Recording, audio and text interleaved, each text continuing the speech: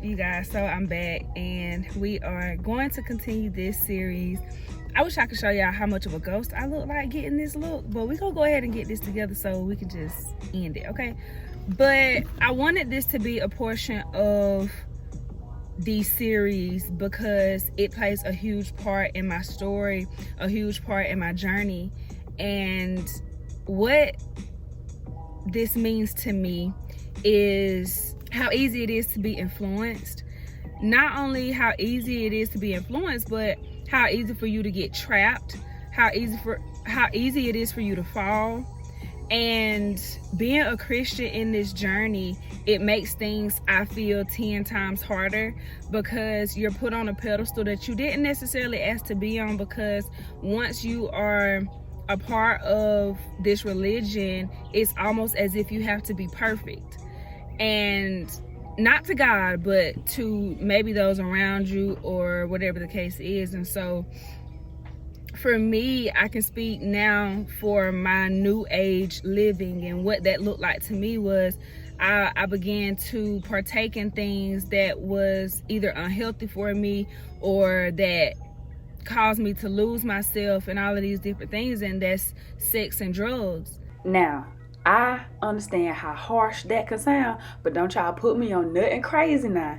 Don't put me on nothing crazy. It was the regular, the regular. Y'all know what the regular is. So I'm just saying, I feel like I had to say that because I ain't want nobody to feel like I was out here strung out or something. It was none of that. It was none of that. It was the regular. And not that I was just crazy out here, okay? Because I was never that. I was never abused. Well, I did abuse drugs to where I eventually got depressed. It became a depressant for me, and so I end up trying to stop. I'm like, this is the common denominator. Like, I'm usually a, happy-go-lucky. I think that's how people say that, happy-go-lucky, but like, I'm usually a jolly person, I'm an upbeat person, all this kind of stuff. And in the midst of me abusing that, I was going through a phase of not working.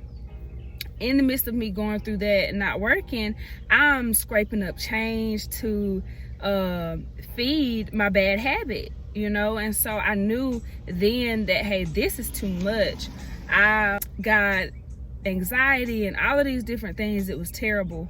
I know coming to college, it was like, you're not working, you need to take care of school first, and once you get all that together, then you can work or whatever. And so I didn't work until going into my junior year of college. So by that time, it's just like, okay, I'm tired of asking my parents for money, I'm tired of that. I just want to be able to do stuff on my own. Like, I don't want to have to keep calling them, and then that mean they run in my pockets because they know what they sending me, and now they're gonna be asking what I'm spending my money. It just is too much, okay? So I'm just like, it's time for me to work. Like, it's really time for me to work. And so the process of me trying to work was so hectic, you guys. And one job that I did, I was not able to get because I was not clean.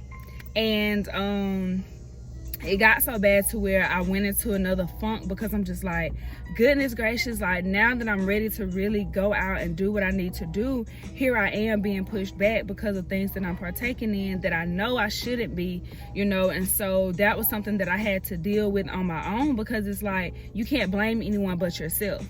So we moved right along. I ended up getting a job, and it was an amazing job. And so when stuff like that happens to me, it's just like, even though that hurt then, you learn from that and you realize that's something that you had to go through, because sometimes we act like we don't get stuff. We act like we don't understand what's going on in our lives, and we be able to fix it ourselves. So God has to strip us of these things. He has to knock us down. He has to open our eyes in other ways, because obviously you ain't get it.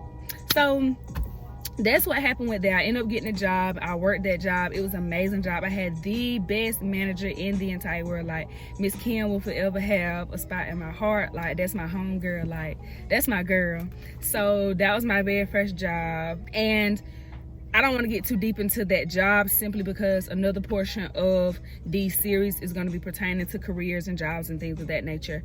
But that was a portion of my life where the new age really consumed me. So I want to fast forward, I want to say maybe a few weeks later, you know, now I got the job, so I'm just like, you know, I can seep back into, because I want to say I had stopped for maybe 2 weeks or something like that because I needed to get this job. I stopped, but for this job I didn't even have to, you know, have a test or whatever, so everything was fine.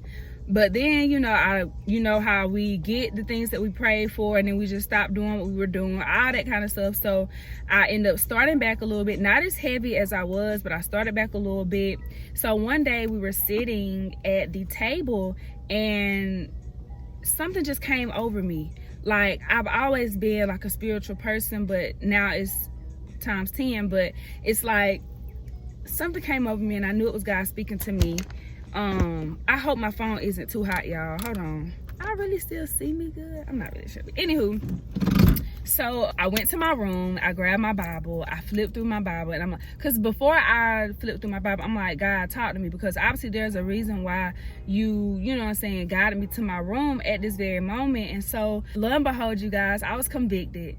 Okay, like, speak to me or whatever page I turn to, that's something that I need, yada yada yada. Y'all, I flipped to a page and it said, you are a hypocrite. Like, wow, how do you accept something so devastating? Like, in the midst of you, for one, out of your mind, let's be clear about that. Two, you're looking for an answer from God, and it's for him to reveal to you how much of a hypocrite you are. And I mean, he didn't say you a 10 of a hypocrite or 1 of a hypocrite, but you know, a hypocrite is a hypocrite, you know? And so I was just like, whoa.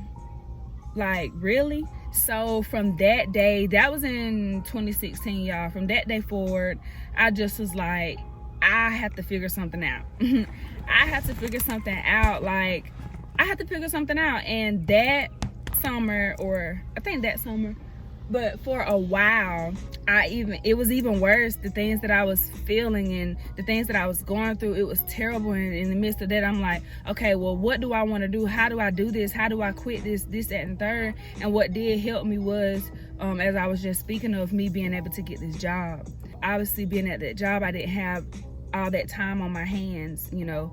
And first, I did cut down. I didn't just quit cold turkey, let's be real. Did not quit cold turkey, but I did slow it down or whatever, and I got better. That is another reason why I am appreciative of my boyfriend, because when I met him, even now, he doesn't do any of that. So me, I'm just like, oh, I never met nobody who don't do nothing. Like, oh God, you know. So it helped me so much, y'all, to be able to stop and to be able to slow it down. Now, did I revert back? Did I have withdrawals? Of course I did. Did I, even after I stopped for a really long time, because I had stopped for about a year and a half, 2 years, year and a half. And now, if I did it by choice or whatever the case was, that was just something that I did. Did I, you know, deal with the consequences later for whatever reasons? I did. But it was surely something that I had to go through. That's something that I had to deal with, and I grew so much in that. And it wasn't until more of recent where I really walked more into my Christianity. And yes, y'all, I am a Christian. However, I kind of don't like to be categorized as a Christian for some reason. I don't know. I just feel like it's such a negative stigma attached to it. I don't know. I don't know, but I am my own person. I am my own Christian. I am my own, I'm just my own person, you know. I am still growing in this thing. I'm still trying to get better in this thing. I don't judge people because I know I have so much to be judged. So there's nothing for me to kind of try to highlight in someone else's life when there's a lot to be highlighted in mine. And that's just who I am. It's just like, I'm too busy trying to fix me. I'm too busy trying to worry about me, to be honest, you know.